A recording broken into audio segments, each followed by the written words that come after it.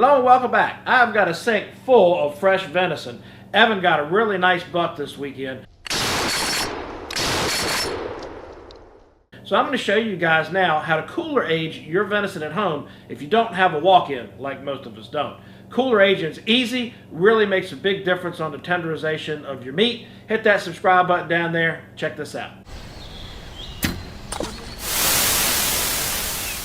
Alright, obviously the first step is to rough butcher the deer. I'll typically leave the front shoulders with the bone in and just cut them loose along with that flank meat that goes up the side of the ribs.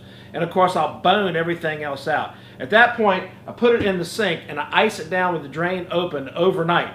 This cools the meat down and lets that initial blood drain happen. Pretty easy stuff, doesn't take a whole lot of room, but it does take a pretty good sized sink. You can do that in a cooler as well with a bed of ice in the bottom, meat on top, bed of ice on top of that, just to get that initial cooling done. Alright, once you've got the initial cooling done of your meat, get your cooler there. What you want to do is have more ice built up on the drain end of the cooler than the other end of the cooler.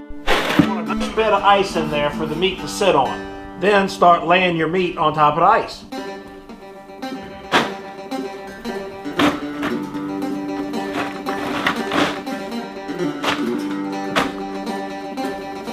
Man, look at them big old back straps.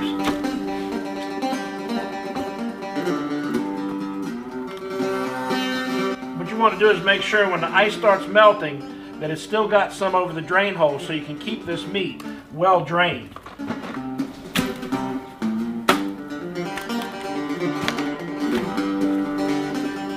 We like to skin them to the ears and get every piece of meat we can off of them.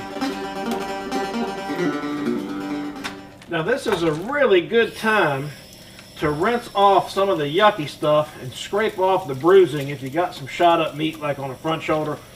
Most of the time you can salvage that shot up meat pretty easily with just a little extra work. Shame to waste it. It's just a matter of scraping off the bloody yucky stuff. Get up in there in these shot up areas like this. A lot of times you can just scrape most of that bruising right on out of there before you throw it in the cooler to age it, and that meat will be just fine. It's also a good time to do some of your pre-trimming of getting rid of all that fat and that silver skin and fascia. You can start pulling that off now. Pretty good time to do it.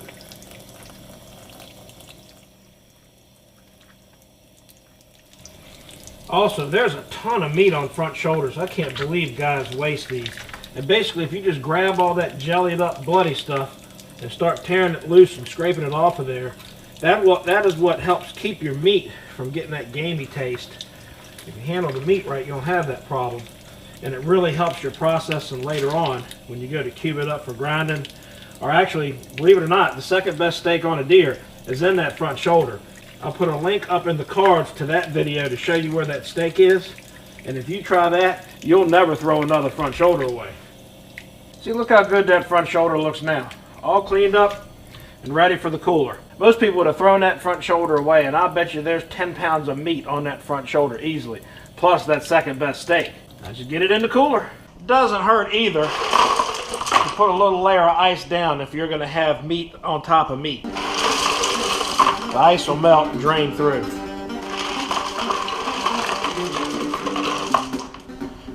Look at that slab of shoulder right there. Like I said, a lot of folks would have thrown that away. Not here, baby. Thinking about where that other one's going to fit so I can get ice on it and the cooler will close.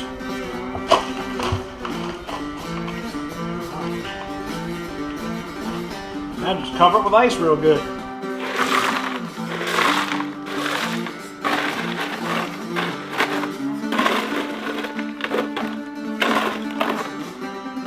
Now what you want to do if you can is leave that cooler outside with the drain plug open so it can drain itself as you're aging your deer meat. If you can't do that, just take it out once a day and open up the plug and drain any of the yucky water out of the bottom of the cooler.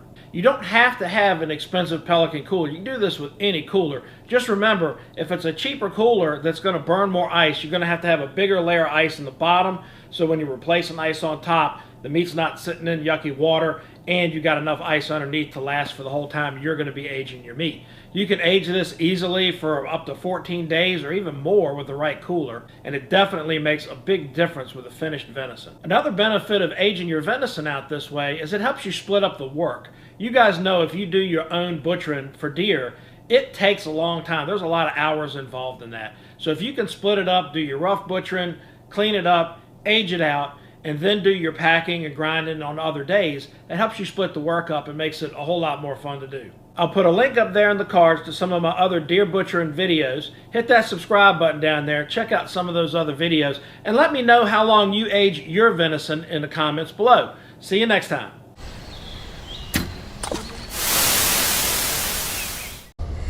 Oh, it's down now.